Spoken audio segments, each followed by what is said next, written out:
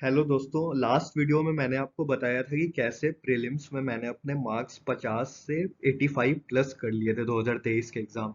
और इस वीडियो में मैं आपको बहुत इंपॉर्टेंट चीज बताने वाला हूं, इसलिए इस वीडियो को पूरी तरह से देखिएगा। ये मेरा रिक्वेस्ट है आपसे, अगर आप 2025 का प्रीलिम्स देने जा रहे हैं, क्योंकि इन वीडियोस बनाने में बहुत ज्यादा मेहनत लगती है। और मैं चाहता हूँ कि फ्री वीडियोस जब मैं बना रहा हूँ तो सिर्फ और सिर्फ आपके बेहतरी के लिए बनाऊं, ताकि प्रीलिम्स आप क्वालिफाई कर पाओ। एनसीईआरटी बहुत इंपॉर्टेंट है। और 2022, 23 और 24 पिछले 3 साल से एनसीईआरटी से डायरेक्ट क्वेश्चन आ रहे हैं, डायरेक्ट किताब का लाइन उठाकर पूछ रहा है। अगर आपको विश्वास नहीं है तो ये वीडियोस देखिएगा। इसमें मैंने पीवाईक्यूज एनालिसिस किया है बेहतर तरीके से, और पीवाईक्यूज भी मैंने अटैच किए हैं, स्क्रीनशॉट भी अटैच किए हैं, कहाँ से पूछा है, कौन से किताब से पूछा है, कौन से पेज से पूछा है, और कौन एनसीईआरटी इंपॉर्टेंट है। ये सभी जानने के लिए वीडियोस को पूरी तरह से देखिएगा। अभी ये वीडियो आपको एक एक स्लाइड में जानकारी आगे मिलेगी। Thank you. जैसे आप देखिएगा, ये आपको जरूर से हेल्प करेगी। सबसे पहले मैं आपको बता दूं कि एनसीईआरटीज की जब हम बात करते हैं प्रीलिम्स में, तो खासकर जो एनसीईआरटीज बहुत ज्यादा इंपॉर्टेंट हो जाते हैं, वो एनसीईआरटीज ज्योग्राफी एंड हिस्ट्री के होते हैं। अगर आप स्क्रीन पर देख रहे हो तो फंडामेंटल ऑफ फिजिकल ज्योग्राफी, जो ज्योग्राफी की एनसीईआरटी है क्लास 11 की, और एक और किताब है जहाँ पे क्लास 11 में, जहाँ पे हम फिजिकल इन्वायरमेंट की बात करते हैं, दोनों किताब है।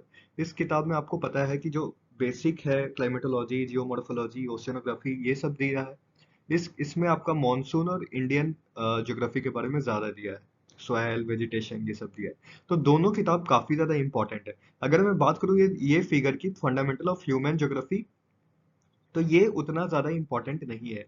इंडिया इकोनॉमी भी उतना ज्यादा इंपॉर्टेंट नहीं है आपके प्रीलिम्स पर्सपेक्टिव के लिए। जब हम बात करेंगे हिस्ट्री की, तो आपको पता है ओल्ड एनसीईआरटी जो है, मॉडर्न इंडिया, मिडिवल इंडिया और एंशियंट इंडिया, जो आर एस शर्मा, सतीश शर्मा वाली किताबें हैं, ये किताबें बहुत ज्यादा इंपॉर्टेंट हो जाती हैं। तो ये आपको पढ़ना है। अभी मैं दिखाऊंगा इस वीडियो में कि कैसे ये इंपॉर्टेंट और कहाँ से क्वेश्चंस आते हैं, तो आप बने रहिएगा। जब पोस्ट इंडिपेंडेंस की हम बात करते हैं, तो क्लास 12th की ही एनसीईआरटी आती है, politics in India since independence. इससे भी क्वेश्चंस आए हैं, मैं आपको दिखाऊंगा। और जब मैं दिखाऊंगा कि hour past one, hour past two और आवर पास्ट थ्री, ये तीन किताब है जो थीम्स इन इंडियन हिस्ट्री करके भी है, थीम्स इन इंडियन हिस्ट्री 1, 2, 3, और ये 7 to 8 है। इनसे भी क्वेश्चंस आते ही आते हैं, वर्ल्ड हिस्ट्री से तो नहीं आते प्रीलिम्स में। तो ये किताब को आप इग्नोर कर सकते हो। इन किताबों को कैसे पढ़ना है मैं आपको बताऊंगा। ये जो स्लाइड में आपको किताबें दिख रही है उतनी ज्यादा इंपॉर्टेंट नहीं है, लेकिन अब क्वेश्चंस इससे भी आ रहे हैं, ये मैं दिखाऊंगा। लेकिन इससे पहले वाला स्लाइड जो मैंने दिखाया ज्योग्राफी और हिस्ट्री की, वो तो बहुत ज्यादा इंपॉर्टेंट किताबें हैं। इसके अलावा आप प्लीज ये चैनल को सब्सक्राइब कर लीजिए, क्योंकि बहुत ज्यादा एफर्ट जाता है ये फ्री वीडियोस आपको पहुंचाने में, क्योंकि बहुत इंपॉर्टेंट वीडियोस है। और ये सिर्फ मैं आपके लिए करता हूँ कि आप लोगों की मदद हो पाए, क्योंकि मैं ये चीज नहीं कर पाया था, मुझे कोई हेल्प नहीं कर पाया था, तो it's my duty to serve you है। तो इस चैनल को जरूर से सब्सक्राइब आप करिएगा। और खासकर यहाँ पे जाके आप यूपीएससी प्रीलिम्स 2025 पे आप देख सकते हैं, मैंने 16 वीडियोस ऑलरेडी अभी ऐड कर दिए हैं, और अभी 1 महीने का टाइम है। तो इसमें और वीडियोस ऐड होंगे। जैसे पिछले बार बहुत ही स्टूडेंट्स का मैंने मदद किया था, being as a faculty, time निकाल कर मैंने वीडियोस डाले। इस बार भी मैं डालूंगा वीडियो। तो आप बने रहिएगा इस चैनल पर, this will surely help you. और ये वीडियोस भी आप पुराने मेरे चेक कर सकते हैं, खासकर जो मैंने यहाँ पे येलो से हाईलाइट किया है, जहाँ पे मैंने गूगल मीट, ये भी आप चेक कर सकते हैं। इसमें एक प्रीलिम्स का वीडियो है, बहुत इंपॉर्टेंट वीडियो है। इसके अलावा यूपीएससी प्रीलिम्स 2025 वाला चेक करिएगा, 2024 वाला चेक करिएगा, और स्ट्रैटेजी वीडियोस आप जाके चेक कर सकते हैं, ईयर वाइज एनालिसिस भी चेक कर सकते हैं। प्रीलिम्स के लिए खासकर ये प्लेलिस्ट बहुत ज्यादा इंपॉर्टेंट है। आइए शुरू करते हैं वीडियो।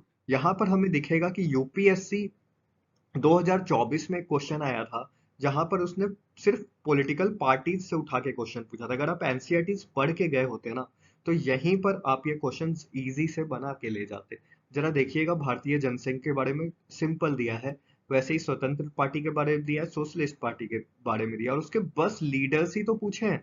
आप जब एनसीईआरटी में जाओगे, अगर पोस्ट इंडिपेंडेंस वाला एनसीईआरटी जो है क्लास 12, तो वहां से ये क्वेश्चन आप इजिली सॉल्व कर जाओगे। इसके बाद देखो, ये 2023 या 22 का क्वेश्चन है, जहां पर आपको देखने को मिलेगा कि यहाँ पे टेक्स्ट पूछे हैं, जो यूपीएससी का ऑलमोस्ट फेवरेट चीज होता है बुद्धिज्म और जैनिज्म से। जब आप यह क्वेश्चन बनाने की कोशिश करोगे, तो आपको ओल्ड एनसीईआरटी में जाना पड़ेगा, हिस्ट्री की, जो आर एस शर्मा की है। और वहां पे जब एंशियंट हिस्ट्री, एंशियंट इंडिया में आप जाओगे, तो वहां पे थोड़ा ब्लर्ड हो गया है, प्लीज आप जाके देख लेना। ये आपको ये एक चैप्टर है जहाँ पे बुद्धिज्म और जैनिज्म आपको मिलेगा, उस चैप्टर पे जाके जब आप देखोगे तो वहां पे अवदानास करके, यहाँ पे ब्लर्ड हो गया, सॉरी फॉर दैट, अवदानास करके यहाँ पे लिखा हुआ है ना, मैंने हाईलाइट किया है, अवदानास यहीं से पूछा था। तो ये जो अवदानास होते हैं ना, ये बुद्धिज्म के होते हैं, यहाँ डायरेक्टली इसने महायान बुद्धिज्म लिखा भी है।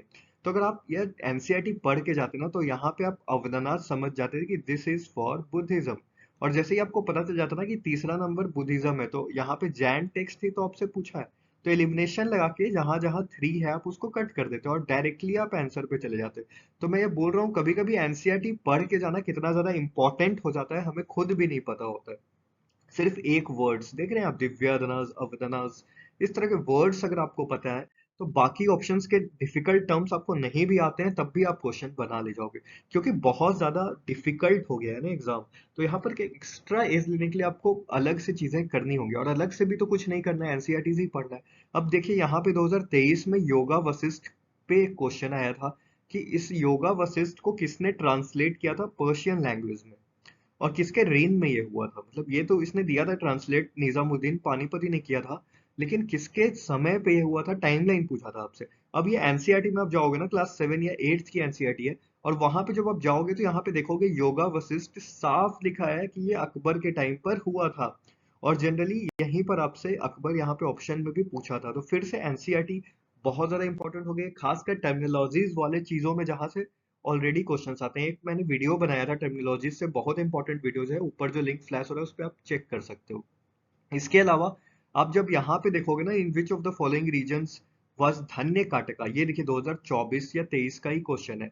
यहाँ पे आपसे पूछा था धन्य काटका, कौन, which of the following reasons was Dhanyakataka which flourished as a prominent Buddhist site. अच्छा, तो यहाँ महासेंगकास के टाइम पे आप देखोगे, इसमें भी आप जाओगे ना एंशिएंट इंडिया वाली किताब पे, तो यहाँ पे एक चैप्टर आपको मिलेगा सतवाहनास करके। सतावाहनास जब आते हैं ना, आपको इनका टाइमलाइन पता होगा सतावाहनास का, ये 0 AD के आसपास, जब एडी की शुरुआत होती है तो इंडिया का जो लैंड है वहां पे सतावाहनास रूल करने आते हैं। और वहां पे धन्य काटका जो होता है ना, मिलिट्री यूनिट के तहत वहां पे स्थापित होते हैं। और यह चीज क्लियरली आर एस शर्मा की एनसीईआरटी एंशिएंट इंडिया में लिखा है। तो सतवाहनास कहाँ पे रूल करते थे, अगर आपको थोड़ा सा भी आइडिया है तो आपको पता होगा, आंध्रा में करते थे। तो अगर आप एनसीईआरटी पढ़ के जाओगे ना, तो यहाँ पे मैंने वो पेज नहीं लगाया है, आप पेज सर्च कर सकते हो इस चैप्टर में जाके, सतवाहनास वहीं से ये क्वेश्चन पूछा था। इसके बाद ज्योग्राफी की हम बात करें तो ज्योग्राफी से तो कमाल ही कर दिया है। ये सब 2024 के पीवाईक्यूज हैं, और आप देख सकते हो 2024 के पीवाईक्यूज में कैसे डायरेक्ट क्वेश्चन उसने पूछा है।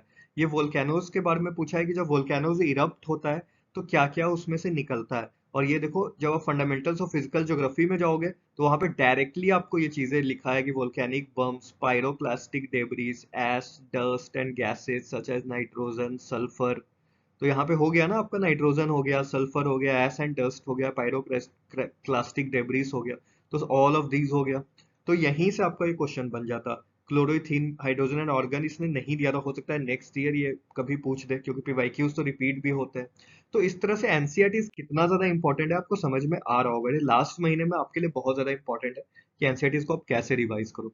अब देखो यहाँ पे थिकनेस ऑफ द ट्रोपोस्फेयर आपसे पूछा है, ये भी कन्वेक्शनल करंट वाला चीज है, ये मैंने कितनी बार आपको बताया भी है कि इक्वेटर पे ज्यादा होता है, ये भी इसी किताब से पूछा है। जब एनसीईआरटी पे आप जाओगे तो यहाँ पे साफ लिखा है कि इक्वेटर पे सूर्य साल भर चमकता है परपेंडिकुलर, और उसके कारण गर्मी हमेशा इक्वेटर पे ज्यादा होती है, जिसके कारण क्या होगा, गर्मी ज्यादा होगी तो पानी वाटर वेपर बन के ऊपर उठेगा, और वाटर वेपर बन के जब ऊपर उठेगा तो उससे कन्वेक्शनल करेंट्स जनरेट होंगे, बारिश ज्यादा होगा, क्लाउड्स ज्यादा बनेगा इक्वेटर पे। तो सिंपल एनसीईआरटी के टर्मिनोलॉजीज वो 2024 में फिर से पूछा है।